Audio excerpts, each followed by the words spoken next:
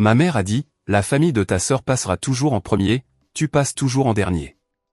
Mon père a approuvé. J'ai répondu, c'est bon à savoir. Alors je me suis fait passer en premier dans ma propre vie. Argent séparé, projet séparé. Puis une urgence familiale les a frappés. Ils s'attendaient à ce que je paie. Mais ce qui s'est passé ensuite les a laissés pétrifiés. Ma mère n'a même pas arrêté son couteau à découper quand elle l'a dit. La famille de ta sœur passera toujours en premier. Tu es toujours la dernière. Mon père a hoché la tête comme s'il s'agissait de la météo, et non d'un verdict. Je n'ai pas discuté. J'ai juste dit, bon à savoir. Ce fut le moment où j'ai arrêté d'attendre une place à leur table. J'ai repris mon argent, mon temps, mes projets. Une vie séparée, un avenir séparé. Et juste au moment où le silence entre nous semblait enfin pur, l'urgence familiale les a frappés plus durement que nous ne l'avions prévu. Ils sont venus à ma porte ensemble, et ils pensaient que j'allais ouvrir. Mais j'ai grandi dans une maison où les murs portaient un système de classement silencieux. On pouvait l'entendre dans la façon dont les pas changeaient selon la personne qui entrait, ou dans la manière dont les conversations s'animaient à son arrivée, pour s'effilocher dès que j'apparaissais. Personne ne le disait ouvertement à l'époque. Il n'avait pas à le faire. La hiérarchie vivait dans les petites choses. Quand Leia a eu 16 ans, toute l'allée brillait. Mes parents avaient garé une voiture neuve sous le lampadaire, la peinture accrochant chaque reflet. Ils se tenaient à côté, attendant avec un appareil photo. Je regardais depuis la fenêtre de l'étage alors qu'ils lui tendaient les clés, la voix de ma mère perçante de fierté. « Ton avenir vaut la peine d'investir », a-t-elle dit. 6 mois plus tard, pour mon 16e anniversaire, la lumière de la cuisine bourdonnait au-dessus d'un petit gâteau. Pas de bougie, pas de surprise attendant dehors, juste mon père faisant glisser une simple carte sur le comptoir. « Nous sommes fiers de toi », disait-elle en lettres imprimées. J'ai souri quand même. Je connaissais le scénario. Leia avait les projecteurs. J'avais le signe de tête discret. L'université a suivi le même schéma. Leia recevait des chèques pour les frais de scolarité, pour les livres, pour l'appartement près de son campus. J'ai eu droit à une leçon sur la responsabilité et la satisfaction de gagner sa vie. « Tu es indépendante », a dit ma mère, comme si c'était un défaut que j'avais choisi. « Tu te débrouilles bien. » Alors, c'est ce que j'ai fait. Je remplissais les rayons tôt le matin, j'écrivais du code pour de petits projets en freelance la nuit, et j'économisais chaque dollar disponible pour l'université communautaire. Lors de mon dernier quart de travail à l'épicerie avant le semestre d'automne, je me souviens avoir regardé le frigo de la salle de pause. Quelqu'un y avait scotché une photo de ses vacances en famille. Des plages, des parasols, des bras posés sur les épaules. Cela m'a frappé, Leia avait des albums remplis de ces moments. Je n'avais pas une seule photo de famille après l'âge de 13 ans où je ne me tenais pas au bord du cadre. Le jour de la remise de mon diplôme intermédiaire est arrivé et reparti. Mes parents étaient hors de la ville ce week-end-là pour la baby shower de Leia. J'ai traversé la scène seul, mon nom résonnant dans une salle d'étrangers. Après, j'ai appelé la maison. Ma mère a répondu entre deux courses. « C'est merveilleux, chérie », a-t-elle dit. Mais les contractions de Leia avaient commencé tôt et elle l'aidait à organiser le sac pour l'hôpital. Je te rappellerai plus tard. Elle ne l'a pas fait.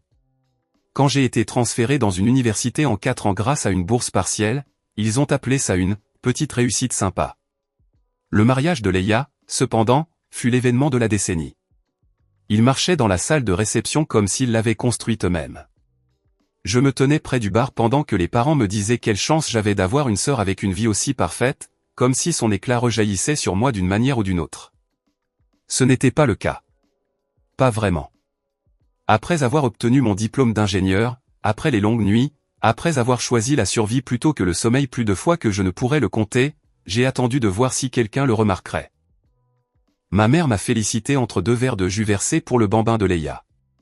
Mon père a demandé si j'avais des perspectives, tandis que Noah parlait fort du refinancement de leur maison. Personne n'a demandé comment j'avais géré ça toute seule. Personne n'a demandé ce que je voulais pour la suite. À ce moment-là, j'avais appris à ne plus espérer qu'un espace s'ouvre pour moi. Je me suis taillé ma propre place, petite au début, quelques investissements, un budget strict, un appartement calme avec une lumière matinale tamisée. Mon nom n'était pas sur le mur des photos de famille, mais il était enfin sur mon propre bail, mes propres projets, mon propre avenir. En regardant en arrière, je peux voir le schéma clairement. Chaque célébration, chaque crise, chaque saison, Léa était le centre autour duquel je gravitais. Ce fut le jour, quelque part entre les clés de voiture que je n'ai jamais tenues et le gâteau que j'ai soufflé seul, où j'ai appris ma place dans cette famille. Le message est arrivé tard un mercredi. Une ligne courte de ma mère, réunion de famille dimanche. Important, pas de contexte, pas de question pour savoir si j'étais libre. Cela ressemblait à une convocation, pas à une invitation. Quand je suis entré dans le salon ce week-end-là, l'air était tendu d'une panique silencieuse. Des papiers étaient étalés sur la table basse. Paiement en retard. Avis imprimés avec des sections surlignées. Léa était assise, raide, les mains jointes. Noah évitait tout contact visuel. Mes parents avaient tiré les 2 fauteuils inclinables vers l'avant, comme s'ils se positionnaient à la tête d'une négociation. Ma mère n'a pas perdu de temps. Il y a eu une situation, a-t-elle dit. Ta sœur et Noah font face à des tensions financières. Tension était un euphémisme. L'hypothèque avait des mois de retard. Les frais de scolarité de l'enfant n'avaient pas été payés. Un problème juridique, que ma mère a survolé rapidement, avait laissé Noah incapable de travailler pour le moment. Chaque chiffre sur la page pointait dans la même direction, l'effondrement. Mon père a soupiré, tapotant la pile de factures. Nous avons fait les calculs. Ta mère et moi pouvons couvrir une partie, mais pas tout. Léa a besoin d'une aide immédiate. J'ai attendu. Je n'ai pas parlé. Je n'ai pas bougé.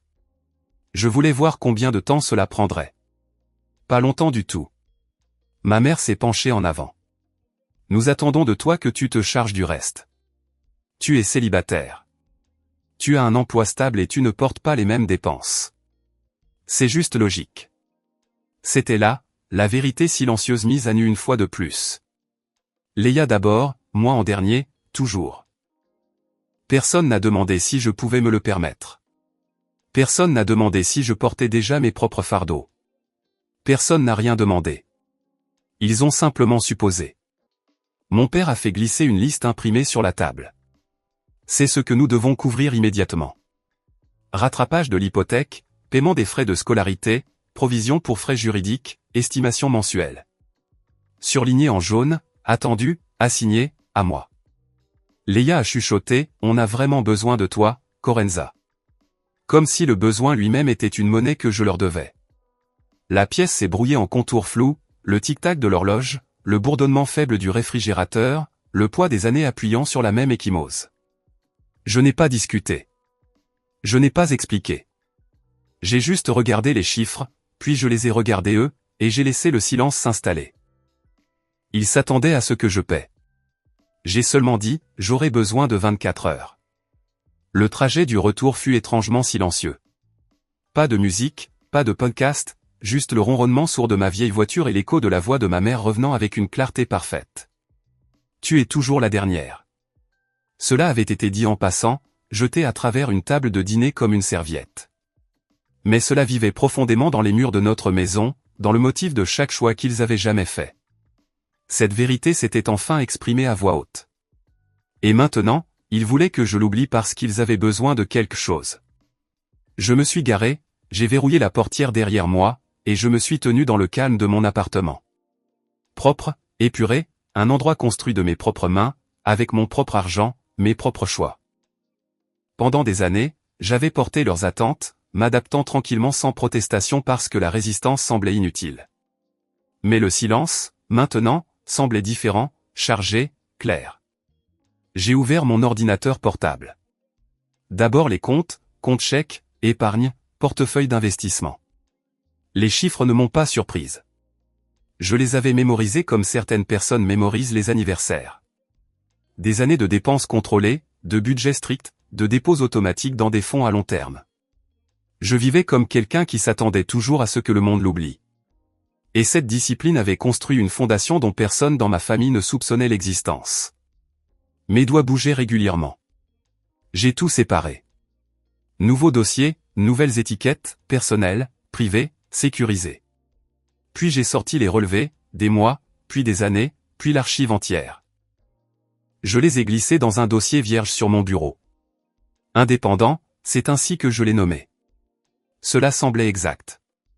De l'autre côté de la pièce, Ava a posé un sac de plats à emporter. Elle n'a pas parlé. Elle n'a pas demandé. Elle m'a juste regardé comme elle le faisait toujours, tranquillement, sans supposition. Quand elle a finalement traversé la pièce, elle a posé sa main sur le dossier de ma chaise. « Tu ne choisis pas contre eux », a-t-elle dit. « Tu choisis pour toi-même. » Je n'ai pas répondu, mais les mots se sont installés dans ma colonne vertébrale comme un alignement. J'ai ouvert un tableur, colonne suivante, formule, projection. J'ai cartographié exactement ce qu'il m'avait demandé. Rattrapage de l'hypothèque, frais de scolarité, provision juridique, dépassement mensuel estimé. Les chiffres ne mentent pas. Et ces chiffres n'étaient pas une demande. Ils étaient une restructuration de ma vie pour sauver celle de quelqu'un d'autre. Pendant des années, ils avaient habillé cela d'amour, de responsabilité, de devoir familial. Mais j'avais payé le prix fort pour une place où je n'ai jamais eu le droit de m'asseoir.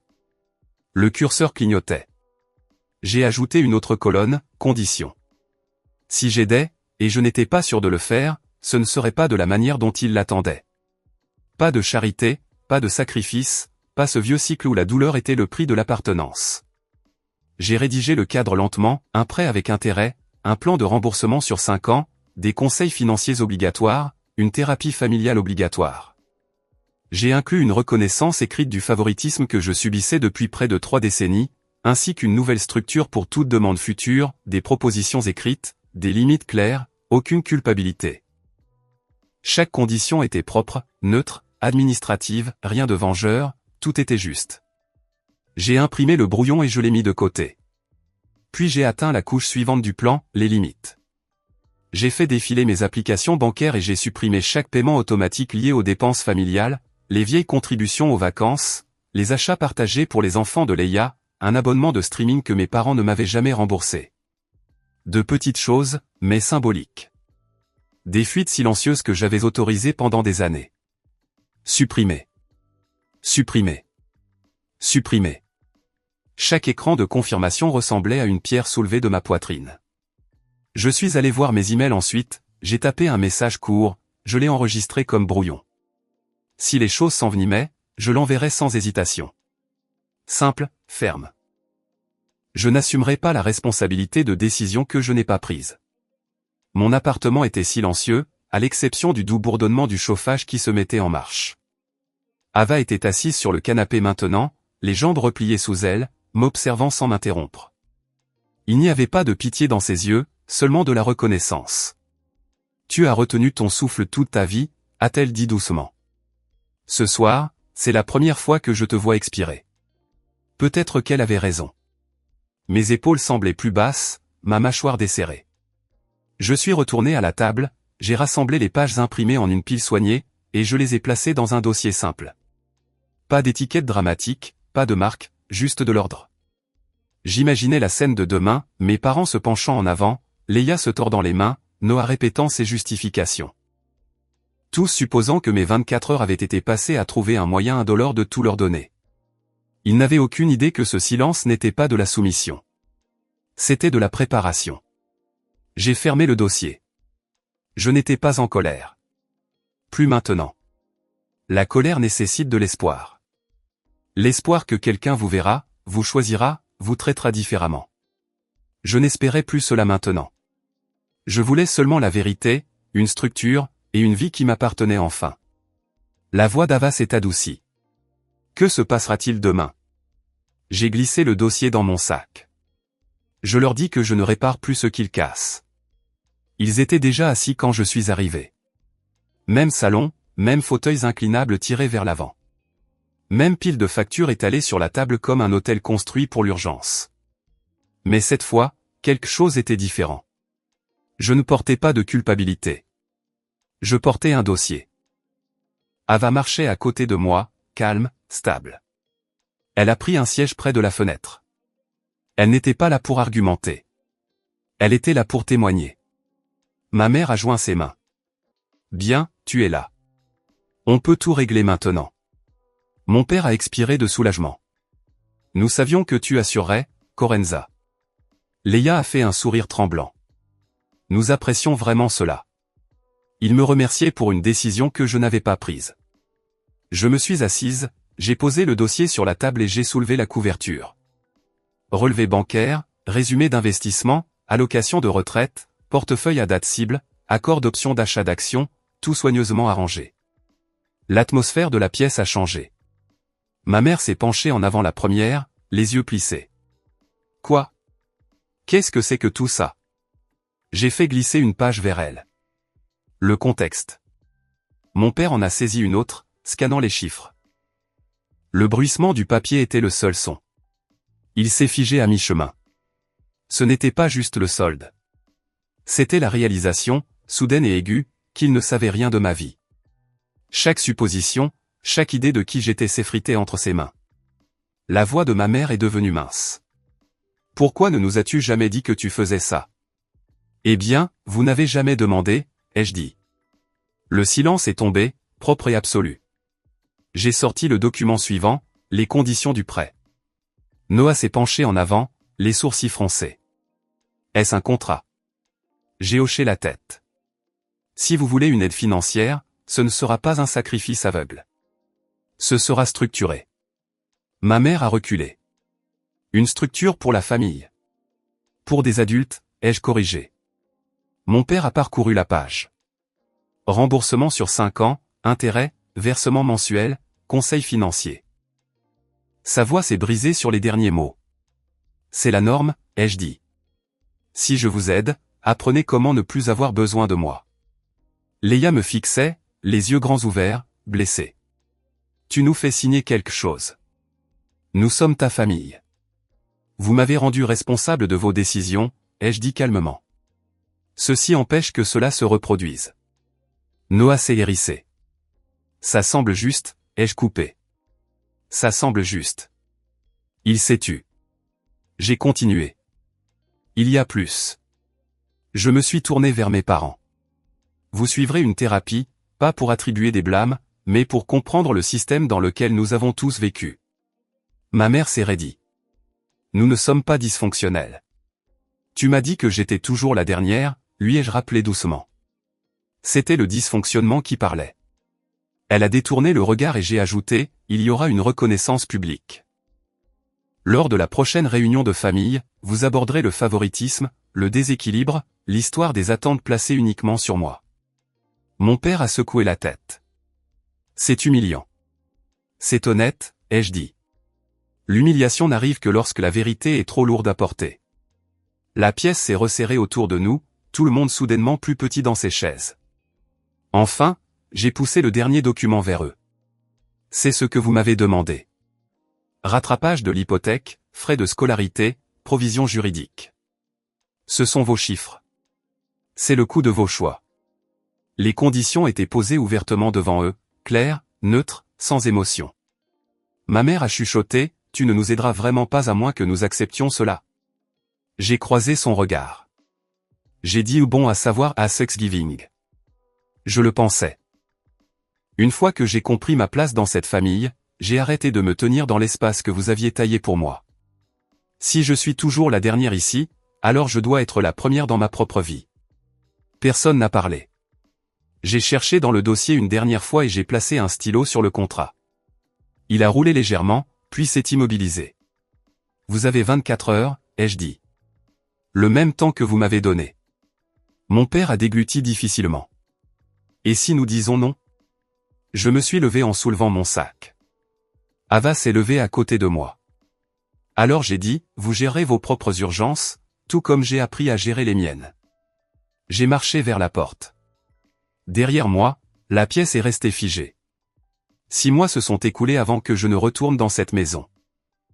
Pas pour une crise, pas pour une exigence, juste pour une séance de thérapie familiale programmée, notre dernière. Les changements ne se sont pas produits du jour au lendemain, mais ils se sont produits. Léa et Noah avaient signé les conditions. Chaque versement du prêt arrivait le même jour chaque mois, transféré proprement, sans excuse. Les conseils financiers avaient remodelé leur façon d'évoluer dans le monde. Leurs dépenses sont devenues plus silencieuses. Leurs décisions plus délibérées. Ils ne parlaient plus comme si leur besoin était la gravité, autour de laquelle tout le monde devait orbiter. Mes parents ont changé aussi, bien que leur changement soit venu lentement, comme un sol qui dégèle. En thérapie, le docteur Myriam les a guidés vers des mots qu'ils avaient passé des années à éviter: modèle, déséquilibre, attente, vérité dite sans sourciller. Ma mère a pleuré la première fois qu'elle a dit « Nous ne t'avons pas vu ». Mon père a pleuré la première fois qu'il l'a cru. Et moi, je n'étais plus en colère. Je n'attendais plus. Ma vie s'était élargie. J'avais déménagé dans un appartement plus lumineux en ville, avec de grandes fenêtres, où les matins ressemblaient à un commencement au lieu d'une négociation. Mon bureau ne contenait que ce qui comptait, mon ordinateur portable, une tasse, et une petite plante qu'Ava avait achetée parce qu'elle disait que chaque nouveau chapitre avait besoin de quelque chose de vivant. Nous passions des dimanches lents à explorer les quartiers, à nous arrêter pour un café, à parler d'avenir sans les mesurer aux besoins de quelqu'un d'autre. Elle ne m'a jamais demandé de me faire toute petite. Je ne me suis jamais attendu à ce qu'elle me sauve. Nous nous sommes rencontrés au milieu, deux personnes construisant quelque chose sans fantôme tirant sur les bords. Les soirs calmes, je cuisinais pendant qu'elle lisait sur le canapé. Parfois, elle levait les yeux et disait « Tu as l'air plus légère ». Et je réalisais qu'elle avait raison. Mes épaules ne s'enroulaient plus vers l'intérieur. Mes mains ne se serraient plus autour d'attentes invisibles. Le silence ne ressemblait plus à une punition. Il ressemblait à de l'air. Les relevés de près de Leia et Noah étaient rangés dans un tiroir, organisés, mais plus émotionnels. La preuve que l'équité pouvait exister là où le chaos vivait autrefois. Avant de quitter la dernière séance, le docteur Myriam a dit doucement « C'est une famille qui apprend à marcher différemment, et c'est vous qui avez changé le sol sous leurs pieds. » En rentrant chez moi, les lumières du soir s'étiraient sur la route. Mon appartement m'attendait, calme, chaleureux, le mien. Pour la première fois de ma vie, rien ne semblait emprunté. J'ai posé mes clés sur la table, le métal doux contre le bois. Rien à voir avec le jeu de clés étincelants que ma sœur tenait autrefois dans l'allée. Ce jeu-là était calme, mérité, choisi. La fenêtre était juste assez ouverte pour que l'air du soir traverse la pièce, stable et frais. Ava était dans la cuisine, fredonnant doucement, le genre de son qui ne me demandait rien. Les familles ne changent pas toujours parce qu'elles le veulent. Parfois, elles changent parce que quelqu'un arrête de porter le poids pour elles. Je les ai crus quand ils ont dit que j'étais toujours la dernière. C'est à ce moment-là que j'ai arrêté de faire la queue. Creo que están arriba. Estamos arriba, ¿cómo van a estar arriba?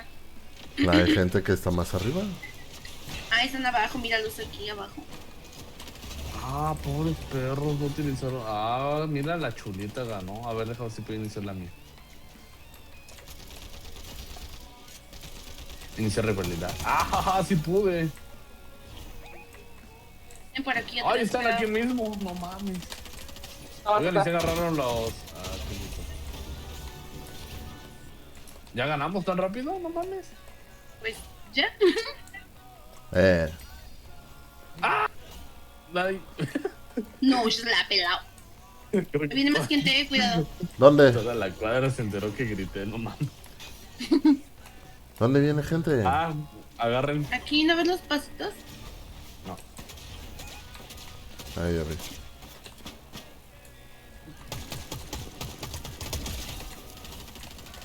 Hay un chingo de cosas para curarse escudos, ¿por qué no los agarraron?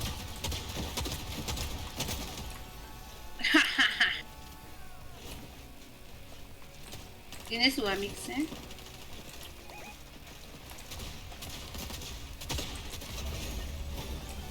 ¡Muertos! ¡Oye, estamos regresando! ¡Facilito!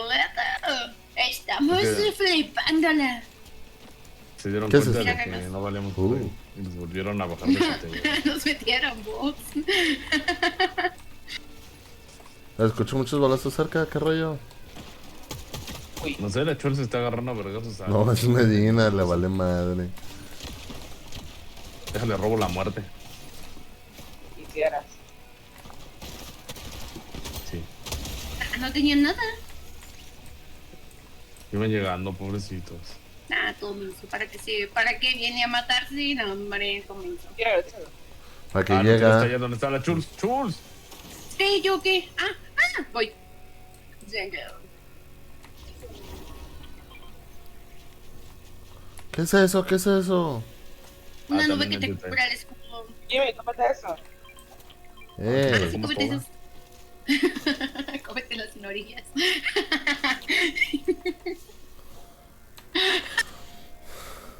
Dios, ya quítenme el internet. Por favor.